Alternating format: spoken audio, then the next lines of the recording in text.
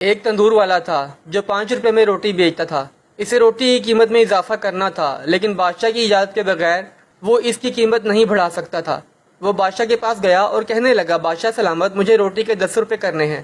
بادشاہ نے کہا 30 کی کر دو۔ تندوری نے کہا، بادشاہ سلامت، اس سے شور مچے گا۔ بادشاہ نے کہا، اس کی فکر نہ کرو، میرے بادشاہ ہونے کا کیا فائدہ، تم اپنا منافع دیکھو اور روٹی 30 روپے کی کر دو۔ اگلے دن اس نے روٹی کی قیمت 30 روپے کر دی۔ شہر میں کوہرام مچ گیا۔ لوگ بادشاہ کے پاس پہنچے اور شکایت کی کہ تندور والا ظلم کر رہا ہے، 30 روپے کی روٹی بیچ رہا ہے۔ بادشاہ نے اپنے سپاہیوں سے کہا، میرے دربار میں تندوری کو پیش کرو۔ وہ جیسے ہی دربار میں پیش ہوا، بادشاہ نے غصے سے کہا، تم نے مجھ سے پوچھے بغیر قیمت کیسے بڑھا دی؟ یہ رعایا ہے میری، لوگوں کو بھوکا مارنا چاہتے ہو؟ اور بادشاہ نے تندوری کو حکم دیا کہ تم کل سے آدھی قیمت پر روٹی بیچو گے، ورنہ تمہارا سر قلم کر دیا جائے گا۔ بادشاہ کا حکم سن کر عوام نے اونچی آواز میں کہا، بادشاہ سلامت زندہ آباد۔ اگلے دن سے 30 کی بجائے روٹی 15 میں بکنے لگی۔ عوام خوش، تندوری خوش، حکمران بھی خوش۔